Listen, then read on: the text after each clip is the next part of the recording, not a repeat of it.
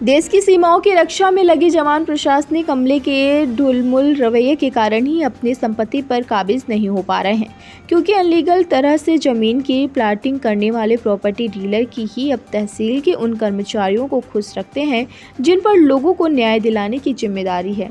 आज एक ऐसा ही मामला रायबरेली जिलाधिकारी कार्यालय के 3 बाहर उस समय सामने आया जब सीमा सुरक्षा बल में तैनात एक कांस्टेबल अपनी गाढ़ी कमाई से खरीदी हुई जमीन कब्जा पाने के लिए तहसील के चक्कर काट रहा है। जब वहां से उसे न्याय नहीं मिला तो आज वो जिलाधिकारी से गुहार लगाने पहुंचा, लेकिन यहाँ भी उसका प्रार्थना पत्र लेकर रवाना कर दिया गया। पीड़ित जवान ने न्याय न मिलने पर मुख्यमंत्री के दरबार में गुहार लगाने की बात कही है। रायबरेली कलेक्ट्रेट परिसर में जिलाधिकारी कार्यालय के बाहर बावर्दी हाथों में प्रार्थना पत्र लेकर खड़ा ये जवान कोई आम नहीं बल्कि सीमा सुरक्षा बल में कांस्टेबल के पद पर तैनात मिथिलेश कुमार है, जो कि मौजूदा समय में पश्चिम बंगाल में बांग्लादेश सीमा पर तैनात है और देश के दुश्मनों से रक्षा में लगा हुआ है। लेकिन पिछले 2 साल से जवान अपनी ही गाढ़ी कमाई के लाखों रुपए से सदर तहसील के शारदा नहर के पास खरीदी हुई जमीन पर कब्जा पाने के लिए लेखपाल से लेकर उप जिलाधिकारी की परिक्रमा कर रहा है, लेकिन इसके बावजूद भी उसे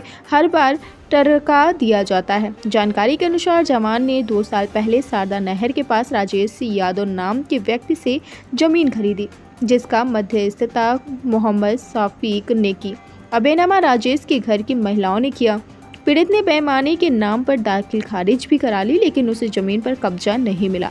जब उसने मध्यस्थ मोहम्मद शफीक से बात की तो उसने कहा कि अगर उसे कब्जा नहीं मिला तो वो उसे दूसरी जमीन देगा और 2 साल से उसे टाल रहा है। इस दौरान वो कई बार लेखपाल से वाइस से मिला, लेकिन वहां से भी उसे न्याय नहीं मिला। तो आज वो जिलाधिकारी की चौखट पर पहुंचा, लेकिन यहाँ भी उसे प्रार्थना पत्र ले लिया गया है और उसे कोई जवाब नहीं दिया गया है। हताश जवान ने कहा कि अगर उसे यहाँ से भी न्याय नहीं मिला तो वो सीएम के दरबार में गुहार लगाएगा। क्या नाम है? कांस्टेबल मिथिलेश कुमार। कहाँ पे पोस्टेड है? इसमें सर भारत बांग्लादेश बॉर्डर बंगाल। क्या मामला है, आज एड्रेस में आए हैं कलेक्ट्रेट में? सर हमारा ज़मीन का मामला है। ज़मीन में धोखाधड़ी हुआ था। 2 साल पहले हम सर रजिस्ट्री कराया था, ज़मीन खारिज दाखिल भी हो गया, लेकिन हमको कब्जा नहीं मिल रहा है। सर मेरे को लेखपाल के पास भी कई बार गया और डीएम सर के पास, एसडीएम सर के पास, और सर एप्लीकेशन भी कई बार जमा किया, लेकिन हमारा कोई न्याय नहीं हो रहा। 2 साल से हम चक्कर काट रहे हैं। आज भी आए थे, कल एप्लीकेशन दिए थे, एप्लीकेशन ले लेते हैं लेकिन कोई कार्रवाई होता नहीं। ऐसे हम परेशान हैं सर। तो डीएम साहब को जब एप्लीकेशन दिया आपने तो डीएम साहब ने कुछ कहा? कुछ बात नहीं किया, खाली एप्लीकेशन में साइन किया बस और रख दिया। आगे हमसे कोई बात भी नहीं किया उन्होंने कि क्या प्रॉब्लम है। किसने ज़मीन बेची है आपको? ज़मीन हमको सर उसमें डीलर था मोहम्मद शफीक और ज़मीन लिखने वाला था सर राजेश यादव, उसकी पत्नी का नाम था ज़मीन सुमन और संजू। तो इन लोगों से आप बात कर रहे हैं तो क्या कह रहे हैं वो?